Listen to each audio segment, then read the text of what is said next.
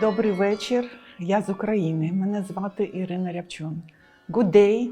I'm from Ukraine and my name is Iryna Riabchun. I play beiaardier. I play carillon. Welcome, Iryna. Actually, it's a bit strange for me to say welcome because this is more your home than mine, in a sense. But you do more than play carillon, right? You're a pianist. You're more than that. Really, I'm for my first specialty. I'm pianist. I was graduated from everything I could in Ukraine, and also I'm a theoretician. I'm investigating Greek music and wrote 2 books about this, from ancient time till 21st century. And my last project, big project, is carillon. So I'm graduated from Mechelen Carillon School, and during past 3 summers I'm making tournée to the Western Europe, and this is my 3rd coming to Netherlands, I think. Yeah, but it's your first time in Enschede, right? Really. And I enjoy this possibility very much. Of course, I was going to ask you that. You played the carillon here yesterday afternoon for an hour. What did you play? It was very mixed by the style program, but every works were Ukrainian music. I started from the prayer, Ukrainian Ave Maria by Leonid Zatulovsky. Then I played very famous song, The Melody by Miroslav Skorik. And then it was several arrangements of the folk and popular songs, among them it was Marigolds by Vladimir Vermenich. I believe that this song is most popular from Ukrainian music now, and all of carillonists in the world knows this song. And then I concluded with my compositions, with my variations upon the Ukrainian song, whose horse is there. It's a topic of the war, historical song. And variation upon the Verleinungsfreude, Donna Nobespacem, also I played, and new my work, Prayer for Saint Katerina. So it's a combination of Ukrainian songs and one of your own compositions? I'm also Ukrainian. Yeah, you are, of course. Yeah. Would you have done that in normal circumstances as well, or is it also related to what's happening in Ukraine at this moment, that you play lots of Ukrainian music? In fact, now I'm playing more Ukrainian music. Yeah. So I have a lot of the orders to play Ukrainian music, Ukrainian anthems. So this is my obligation, and I try. Sorry, you say this is my obligation. Why? Yeah, so because people are asking for me to play now Ukrainian music, to represent, to open my country for the world. Yeah. Is that part of the reason that you are touring Europe as well, to get a bit of that feeling for Ukraine across the border, to reach us with that? First coming abroad past summer, I saw big poster, Brave to be Ukraine, and I have once now, yes. And then even I did program Brave to be Ukraine. So this is about bravery to exist in this situation and to play music, to compose music, to perform it. Yeah, because I was going to thank you for the little bridge, because you're not only playing, but you're composing as well. And we were talking downstairs just a bit earlier, and you shared a bit of your experience with composing music. It's not about politics, but it is about your personal and like personal things that happen to you as a person, right? How do you compose in this time? How does that work for you? Actually, I cannot explain it because it's like feeling something, like having something in your imagination and trying to release it in the music tunes. So like I can hear it inside me. And then I just sitting and playing carillon or sitting with my program. For me, it's not a big difference. And about composing also, I remember that one time I was sitting in the Mechelen Carillon school and I was obliged to write some composition for my practical harmony. And writing something, on the third line, I understand it will be the prelude in memoriam to Vasil Slipak. So just I'm writing music and then I understand what it is about. Right, first you write and then you understand. Yeah. But you were mentioning, who you were mentioning somebody? Yes, I mentioned a famous Ukrainian hero, musician, a great singer, Vasil Slipak, soloist of Bastille Opera, who was killed in the war. He was like voluntarily. A couple of months ago, right? No, it was in 2017, I believe. So. It's a first period of the Russian war. Near Donetsk, in Donetsk area.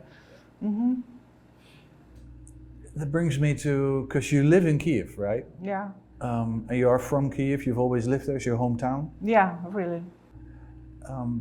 Maybe it's a difficult question, maybe not, I don't know, but what is it like to live, to have lived and to be raised in a city that's always been your home and all of a sudden it's attacked and it's not safe anymore? You see, from the first days of the war, I was posting a lot of the publications with asking to close the sky on Ukrainian sky. And now I can say that it's almost done. So thanks to the European countries, we have this protection now. I'm not telling about 100%, it's impossible, but we have very high percentage. Only it's very dangerous while some rocket is destroyed over the houses. The pieces of the destroyed rocket can damage also very seriously. But we have very good protection, like very good systems which help to control our sky. And for my experience, I'm living near the Dnieper. I'm living actually now in my summer house where I have my practice keyboard, my pianos, and it was the reason I spent past winter here in situation that it was possible blackout, no electricity, no warming. So I have my water sources here. That's why my oven. So and it was recommended to live like this. So and sometimes while I'm sleeping, I can hear terrible sounds. Because it's in the surroundings of Kyiv, or is it? It's the edge of the Kyiv. But it's inside Kyiv. Officially, it's a part of Kyiv. I will not announce it, but so we can heard it and we can see it as a firework. But it means that like public life in Kyiv is kind of like going the normal pace, nothing, or is it still disturbed? So actually, our life is just restricted with the hours we can be outside of the flat. From 12 o'clock, from the midnight till 5 o'clock, it's forbidden to Everybody's go. Supposed to be inside. It's like a curfew. And now everything is working, metropolitan and all supermarkets. You cannot understand that we have war. We have everything, and now electricity is okay. So our schools are working in the online regime, but if they have good shelters for all students, they can be offline also. Okay. So depending on safety, whether it's Yes. online or offline. And cultural life is just like it's always been, or has it changed? It's diminished, of course, because a lot of artists are now are abroad, but online activities is very spread, yeah. And we cannot make big performances gathering crowds of people. It's also dangerous. And the first month of the war, we had concerts in the Metropolitan Station. We have very beautiful. Did you do that as well? No. It was several concerts, but it's very serious because for this occasion, even for rehearsal, metro was stopped for hours. You see, this is, but our government did it with the popular artists. So I, from my official concerts, I participated in Cherkasy festival. I played in April concert. Then I had propositions for another city, but this period we had terrible attacks, and we received one more restriction of making performances out open air. Yeah. Does a situation like that, does it change your perspective of being an artist? And I mean, like, being an artist can be like just a popular thing to do and people like it, and you get to entertain people, and you're creative, and there can be like a real urgency to bring forth art. There's a difference there, you know what I mean?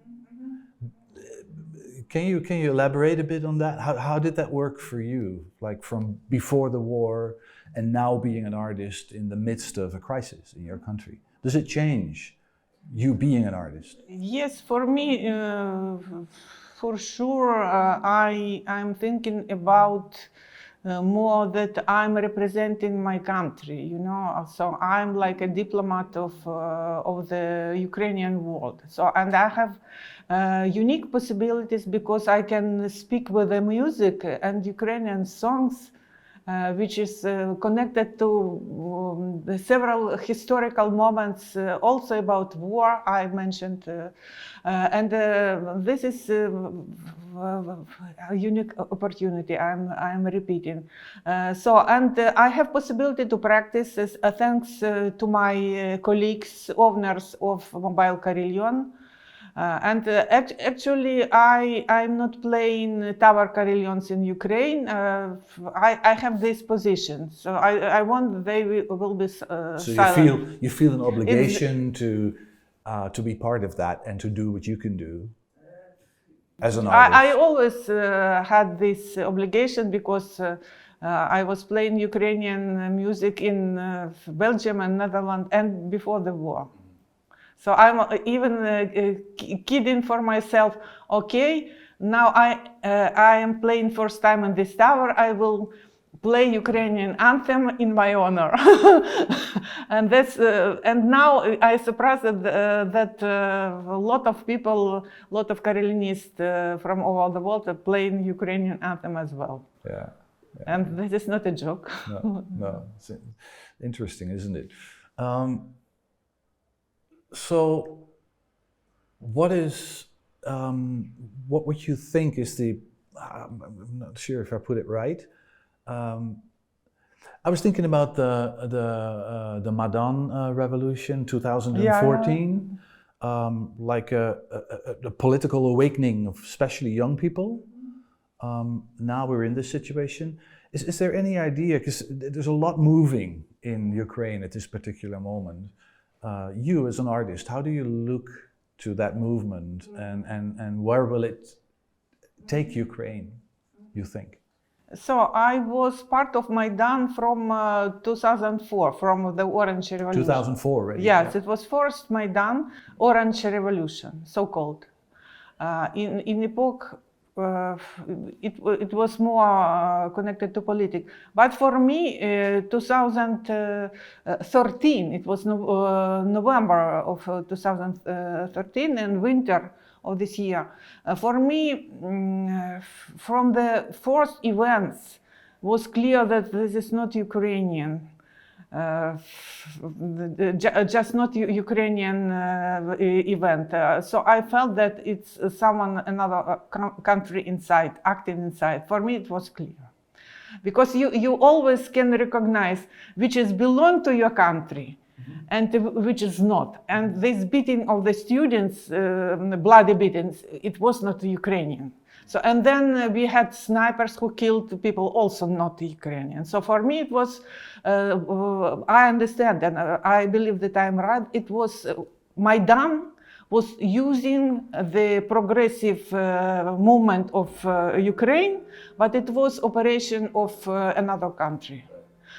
And then just to destroy situation and enter to Crimea. It was for this.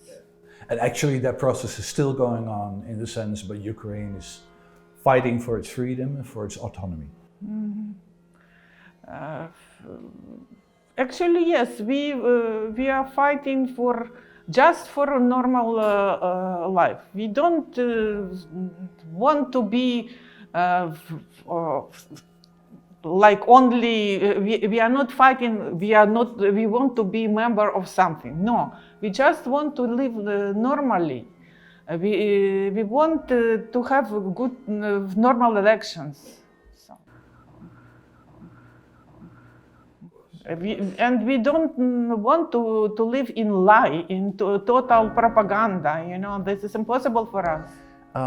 You've done a lot of Ukrainian music before the war, and even more now, making Ukrainian compositions. But is there any Ukrainian song or composition that you've always played, maybe for years, but that has gotten a special meaning in this last year? Mm-hmm.